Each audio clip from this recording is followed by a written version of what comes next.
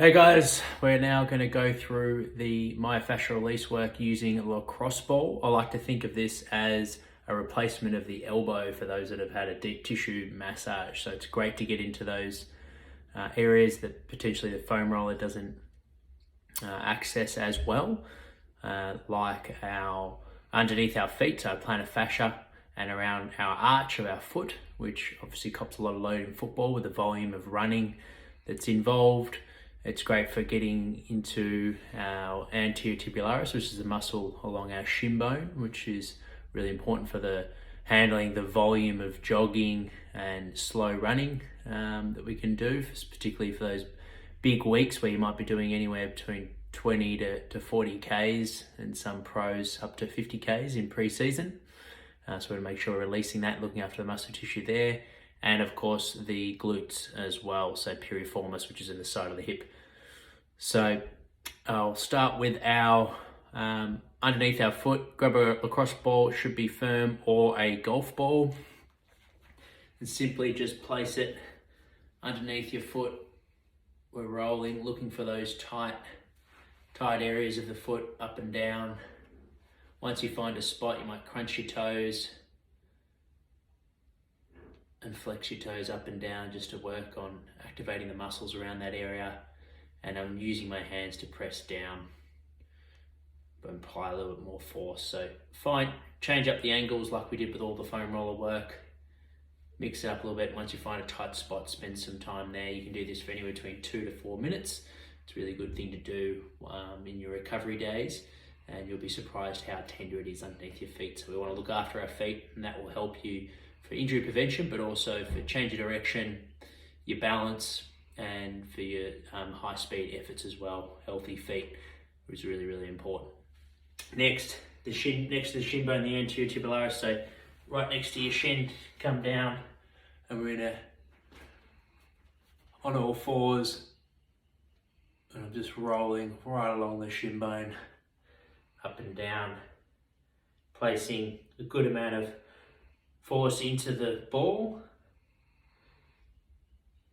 And remember to try and keep relaxed and breathe with all our massage work. Really important that the body's relaxed, you're not stressed and tense.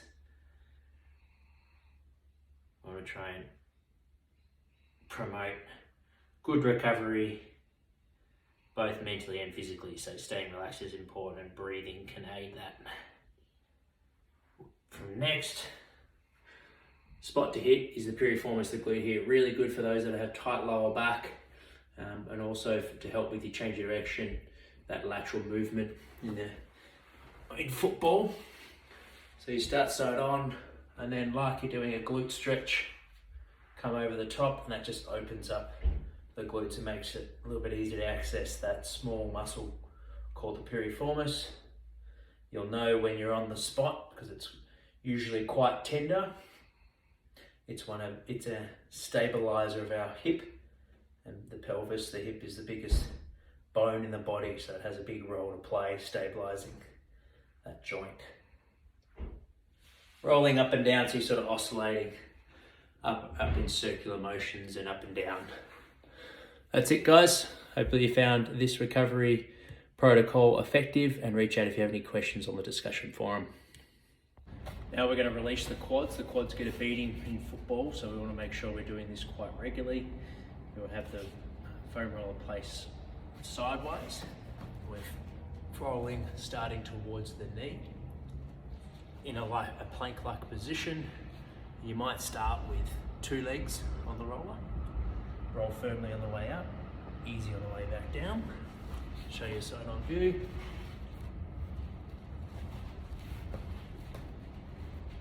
Firm, pressing down into the roller, and then easy on the way up. Or if you're going for more of a deeper release, maybe it's early in the week after your game and you're pretty sore, so you're going for more of a recovery, then you can go single leg, and remember to change the angle, so we get a bit of the ITB on the side of the leg, as well as the lateral part of the quads, through the middle, and then maybe the inner part of the adductor, the quad area. If you're going for your flush massage, so just before a game or before a main training session, then I would suggest going with 2 legs, just to promote blood flow. Three-way hammy, so this is a really good exercise for increasing your range of motion, not only through your hamstrings, but also lower back. Really good for improving your performance on ground balls and acceleration work, as well as high-speed running. So I like to throw in 3-way warm-up before any running sessions, but also any football craft type sessions. So you start lying on your back. We want to lengthen out your posterior chain, so all you need to do is tuck your shin, and then from there grab your thigh and its heel towards the ceiling. You should feel the stretch behind the knee. Complete 5 reps of knee extensions. Then we go into the second movement, arms by the side, head rests on the ground. Dynamic hip flexor.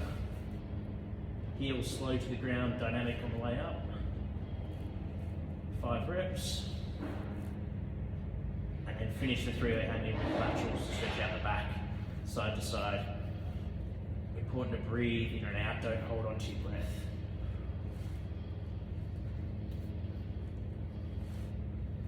Next, on the foam rolling self-myofascial release work, we have the adductors. So you have the foam roller upright, lying on the ground, and from there we're side on. So the foam rolls in a vertical plane. And from here, start with knees bent. And I'm changing the angle by raising my heel up towards my ceiling as I'm getting those inner thighs.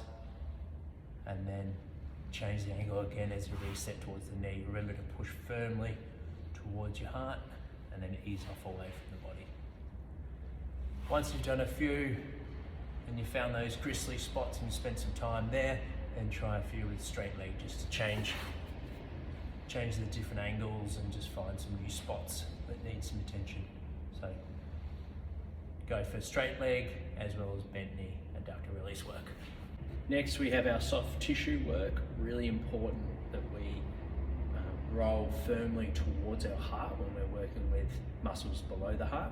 So we're helping promote blood flow towards our heart, and that just helps remove the waste products. And then we're, like a flash massage would feel like, then we're easy on the way back down as we're rolling away from the heart. So if we start with the calves, depending on how sore you are, either start with the soft foam roller, or if you're, and that's good for before a game or before a main training session, where we're making more on flush massage, where if you're trying to get a deep tissue effect, that's where a harder surface can work. So here we've just got a PVC pipe, but you can use those harder foam rolls as well. They've got PVC pipe in the middle and then a little bit of foam on the outside. So choose your firmness of your roller depending on what effect you're trying to get. So we'll go with the calves, change the angles up. That's really, really important. So we're finding those sore spots, so we don't want to just roll straight up and down. So we start towards the shin, remember to roll firmly towards the heart, and then ease off on the way down. And then you change the angle, so now we're rolling more towards the middle throughout the whole calf, and then easy on the way down. So I'm pressing down with my hands as I'm rolling up towards the heart, and then ease off on the way down. Now hitting the outside of the lateral part of the calf, and ease back down. No different with the PVC.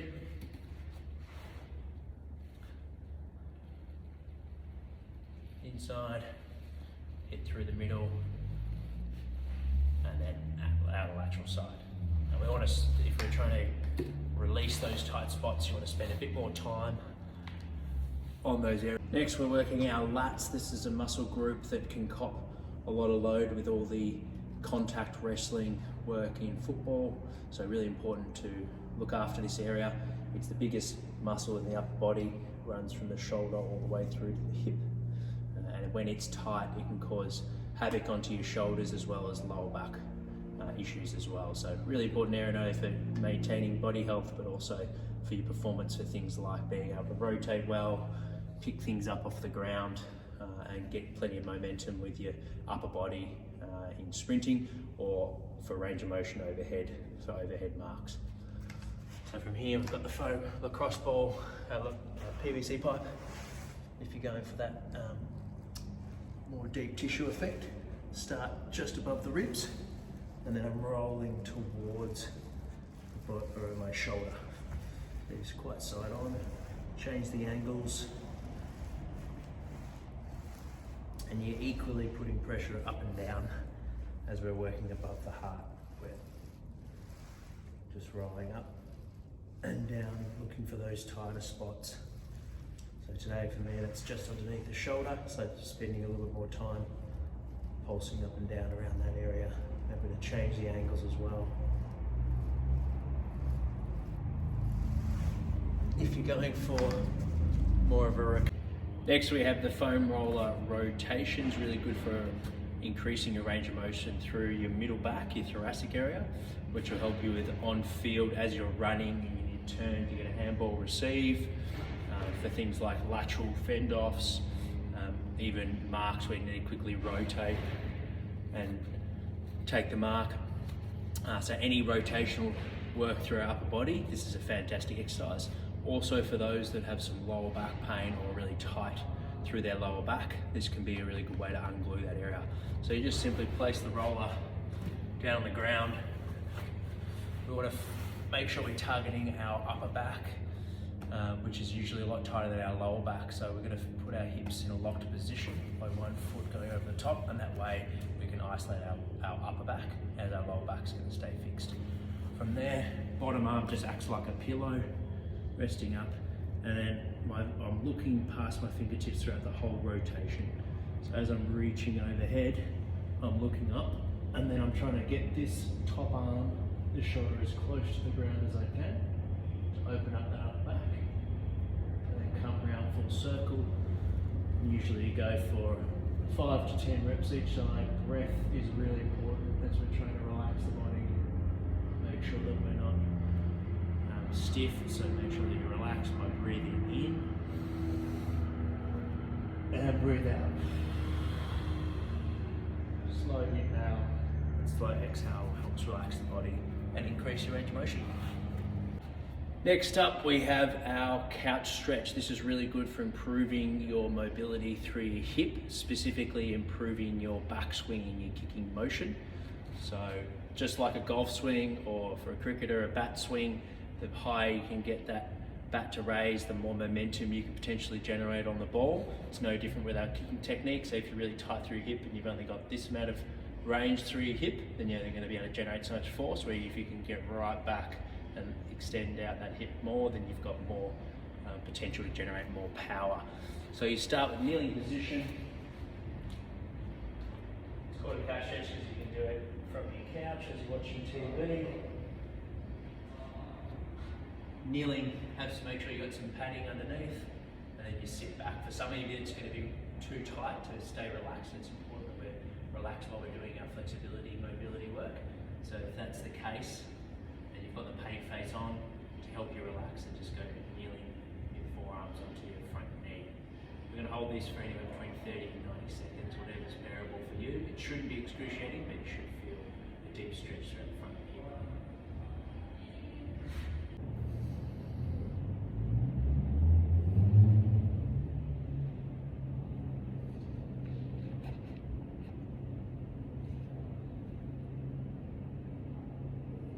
Next we have the frog stretch. This is a great stretch for lengthening out your adductors, your inner groins. This is really important for change direction on the football field. So to be able to not only change direction at speed, but also for mobility throughout the hips for things like ground balls, lateral kicks, kick to your side. So starting in a kneeling position, knees out wide, feet together. Okay, and then we're just going to rock back our hips to our heels, and then rock your hips forward. Rock back, and then rock forward. So side on view, toes are touching, knees out as wide as they can to lengthen out your adductors, your groins.